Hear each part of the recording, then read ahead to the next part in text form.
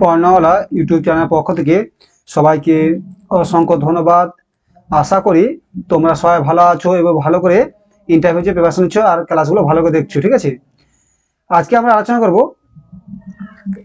করব শিশুদের বিভিন্ন প্রতিবন্ধকতা অর্থাৎ টাইপ অফ চাইল্ড ডিসেবিলিটি বা একটা লার্নিং ডিসেবিলিটি বলা যায়, সেটা যে এখান থেকে তোমার পরীক্ষায় যে কোশ্চেনটা একটা কোশ্চেন আসতে পারে যে বিভিন্ন প্রতিবন্ধকতা থেকে একটা কোশ্চেন দিতে পারে, ঠিক আছে।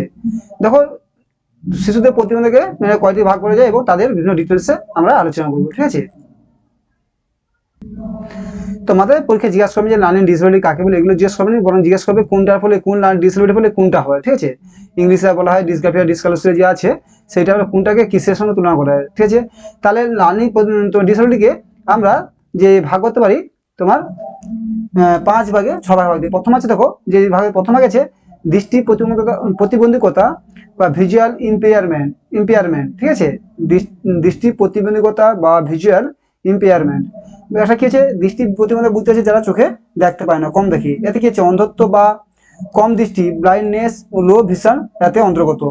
দৃষ্টিশক্তি কম থাকায় বই পড়তে, বোর্ড দেখতে, ছবি চিনতে অসুবিধা হয়। তাই এর জন্য কি করতে হয়, সহায়ক উপকরণ যে বেল পদ্ধতি, পর্ষণীয় পদ্ধতি, অডিও টেকনোলজি পদ্ধতি। তার তোমার যে পরীক্ষার্থী জিজ্ঞাসা করে, শিক্ষার্থী মানে ইন্টারভিউ জিজ্ঞাসা করে যে দৃষ্টি প্রতিবন্ধকতাদের জন্য সবথেকে উপযুক্ত এডুকেশনাল এটা কি, টিএলএমটি কি, সবথেকে বেল পদ্ধতি। তাছাড়া কি হতে পর্ষণীয় পদ্ধতি, তাছাড়া অডিও টেকনোলজি পদ্ধতি, মানে অডিও টেকনোলজি পদ্ধতি এটা করা যেতে পারে, ঠিক আছে। এটা মনে হয় ভালো করে, এই 3টা পদ্ধতি এখানে উল্লেখ করা আছে। তারপরে 2 নম্বর আছে শ্রবণ পদ্ধতি, শ্রবণ প্রতিবন্ধকতা হিয়ারিং ইম্পেয়ারমেন্ট কি হচ্ছে, আংশিক বা সম্পূর্ণ বধিরতা, এটা হয়তো কম শুনতে পারে বা সম্পূর্ণ বধিত হতে পারে, দুটো করে। 2 হচ্ছে শ্রবণ শক্তি কম থাকার ফলে ভাষার বিকাশ ব্যাহত হয়, মানে শ্রবণ শক্তি কম থাকা বলে কি শুনতে পায় না, শুনতে না বলে কথা বলতে পারবে না, বুঝতে পারবে না, সেটা বলছে। এই সহায়ক উপায় কি উপাদানগুলি কি হয়, মানে তোমার টিএলএমগুলো কি হলো, সিং ল্যাঙ্গুয়েজ মানে কি, তোমাকে সংকেতিক চিহ্ন হাত আঙুল নড়িয়ে এটা তাদের বোঝাতে হয়। হিয়ারিং এড বা ভিজুয়াল শিক্ষণ মানে যেগুলো সে চোখে দেখতে পায়, সে কানে দেখতে পায় না, কি জিনিস শুনতে পায় না, কি হয়েছে চোখে দেখতে পায়, তার জন্য তোমাকে ভিজুয়াল যে শিক্ষণ প্রতিবন্ধগুলি সেগুলো ব্যবহার করতে হবে। হিয়ারিং এডস মানে কানে যন্ত্র, যে কানে যন্ত্র থাকার জন্য অডিও টিউব করে থাকে সেগুলো। আর সিং ল্যাঙ্গুয়েজ হাত দিয়ে ইঙ্গিতের মাধ্যমে বোঝানো হয়।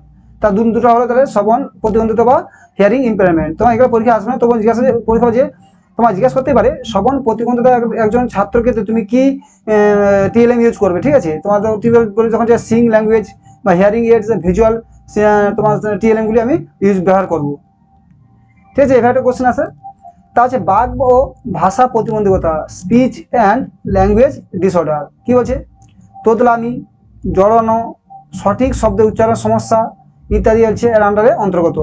তা হচ্ছে যোগাযোগের অসুবিধা হয়, ঠিকঠাকভাবে কথা বলতে পারে না, যোগাযোগ করতে পারে না। তা হচ্ছে এর জন্য কি দরকার, পিচ থেরাপি দরকার, ধীরে কথা বলার কৌশল সাহায্য করা, যে আস্তে আস্তে কথা বলতে হবে, ঠিক আছে, তাহলে একটা সমস্যার সমাধান হবে।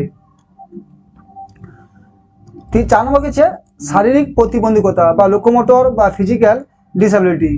এমনকি এতে কি হয়, শরীরের কোনো অংশের দুর্বলতা বা অক্ষমতা হয়, কারো হয়তো পা ঠিকঠাক মানে হাঁটতে পারে না, কারো হয়তো হাত ঠিকঠাক কাজ করে না, এগুলো বলছে শারীরিক না প্রতিবন্ধকতা বলা হয়েছে। যেমন কি পোলিও আক্রান্ত শিশু, হুইল চেয়ারে ব্যবহারকারী, অঙ্গনহীন, মানে অনেকে তো হুইল চেয়ারে ব্যবহার করছে তার মানে তারা চলতে পারে না, আছে অঙ্গনহীন, কোনো না কোনো অঙ্গ তার শরীরের অঙ্গ থেকে সেটা নেই, তাও অঙ্গহীন। সহায়ক উপকরণ কি হলো, সহায়ক উপকরণ হুইল চেয়ার, কৃত্রিম অঙ্গ, ব্যারিয়ার ফ্রি পরিবেশ, ব্যারিয়ার ফ্রি মানে কোনো রকম বাধা প্রতিবন্ধী থাকবে না, ঠিক আছে, সবাই তাকে মেনে নেবে সেরকম পরিবেশটা প্রয়োজন, নাহলে সে হীনমন্তায় ভুগবে, ঠিক আছে। 5 নম্বর কি বলছে, শিক্ষণ প্রতিবন্ধিতা বা লার্নিং ডিসেবিলিটি এসএলডি, ঠিক আছে, স্পেশাল লার্নিং ডিসেবিলিটি, ঠিক আছে, এটা মানে স্পেশাল লার্নিং, এখানে আছে স্পেশাল লার্নিং ডিসএবিলিটি, ঠিক আছে, স্পেশাল লার্নিং ডিসএবিলিটি। এখানে গেছে সাধারণত বুদ্ধি থাকা সত্ত্বেও শেখার অসুবিধা, এই স্পেশাল লার্নিং ডিসএবিলিটি 3 প্রকার হয়ে যায়, 4 প্রকার দেখো। এক ডিসলেক্সিয়া কি হচ্ছে, পড়া শেখার অসুবিধা, মানে পড়তে পারার অসুবিধা হয়, তাকে ডিসলেক্সিয়া বলে। তা ডিসগ্রাফিয়া বলছে লেখা বা বানানের অসুবিধা, এখানে গাণিতিক হবে, গাণিতিক বা ম্যাথামেটিক্স যেটা বলছে। তা গাণিতিক হবে না, এটা ভুলেছে, এটা তোমার হচ্ছে ডিসগ্রাফিয়া হচ্ছে লেখাতে, ঠিক আছে, লিখতে অসুবিধা হয়, অনেকে হাত কাঁপে লিখতে। এবার তোমার ডিসক্যালকুলিয়া হচ্ছে গাণিতিক, গণনা করতে, অঙ্ক যোগ বিয়োগ করতে ইত্যাদি ডিস তোমার ক্যালকুলিয়া। ডিসগ্রাফিয়া, ডিসলেক্সিয়া, এই প্রচুর ইম্পর্টেন্ট, চারটার মধ্যে একটা জিজ্ঞাসা করবে। ডিসলেক্সিয়া, ডিসগ্রাফিয়া, ডিক্যালকুলিয়া, যেমন ডিসপারাক্সিয়া। ডিসপারাক্সিয়া মানে কি কাজের সম্মান, মানে কোঅর্ডিনেশন, মানে সমস্যা, কোঅর্ডিনেশন সমস্যা কি দুজন মানে কাজের একটার সঙ্গে একটা যে কীভাবে পরপর যে মিলে কাজ করা, সেটা ডিসপ্যাক্সিয়া হয়, ঠিক আছে? সেটা সব কোনো কাজে ঠিকঠাক বুঝে করতে পারে না, ঠিক আছে? এটা ডিসপ্যাক্সিয়া বলা। তারপর দেখো কি আছে 6 নম্বরে, মনোযোগ ঘাটতি ও অতি চঞ্চলতা, ADH, attention deficit hyperactivity disorder, মানে অনেকে খুব চঞ্চল, মানে স্থির থাকতে পারে না, এটা একবারে তোমার ডিসেবিলিটি। কি বলছে এখানে, এক জায়গায় মনোযোগ ধরে রাখতে পারে না, যে কোনো একটা নির্দিষ্ট জায়গায় মনোযোগ বুঝবে সেটা পারে না। অস্থির, দৌড়ঝাঁপ, কাজ শেষ করতে পারে না।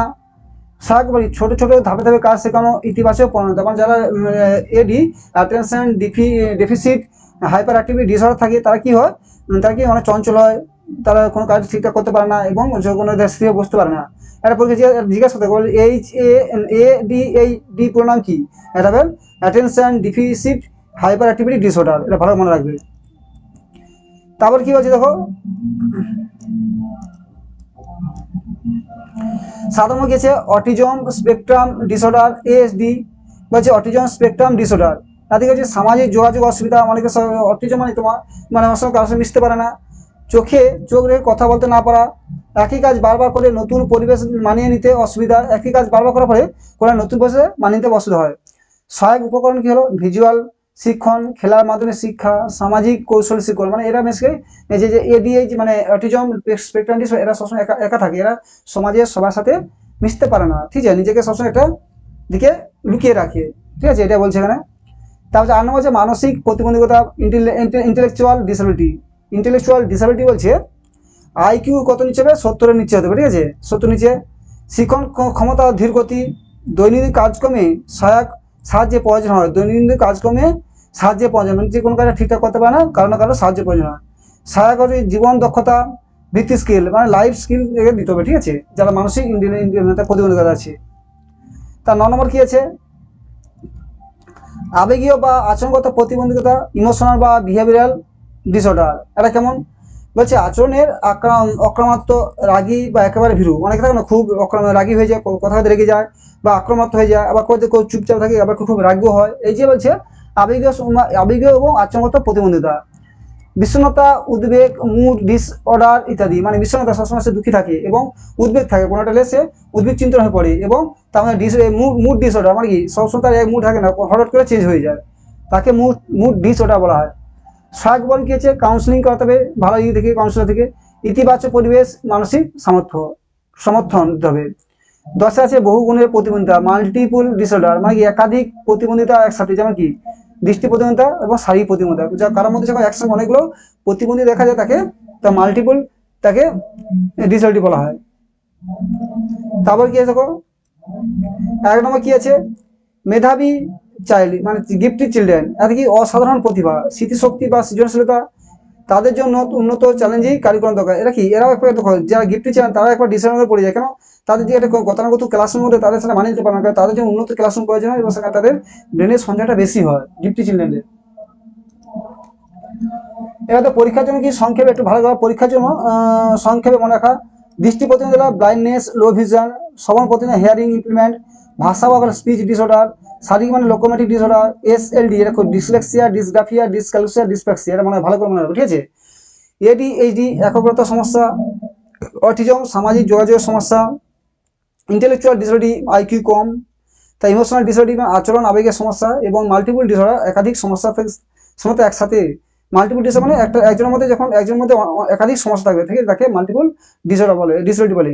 তারপর গিফটেডনেস মানে অতিরিক্ত প্রতিভা, তাহলে গিফটেডনেস অতিরিক্ত প্রতিভা, তাহলে কি বললাম, আর কিছু নেই, পদ আমার পড়বো, পদ্মী পড়বো কি আছে কি, পদ্মী টিএলএম আছে, তাহলে এইটুকু আমি পড়লাম, ঠিক আছে? আর ভালো পড়াশোনা করো, চ্যানেলটি ভালো লাগে সাবস্ক্রাইব, লাইক করে দাও। আর যারা পেড কোর্স নিতে চাও তা অবশ্যই 100 টাকা পেড করে তোমরা তোমাদের হোয়াটসঅ্যাপ নাম্বার দেওয়া আছে ডিসক্রিপশনে, এখানে 100 টাকা পেড করে তোমরা পুরো যে পিডিএফটা নিতে পারো, যতদিন ক্লাস হচ্ছে এবং এরপর যতদিন ক্লাস হবে সেগুলো তোমরা ফ্রিতে পেয়ে যাবে, ঠিক আছে? Thank you. চ্যানেলটি ভালো লাগে অবশ্যই সাবস্ক্রাইব, লাইক, শেয়ার করো। Thank you.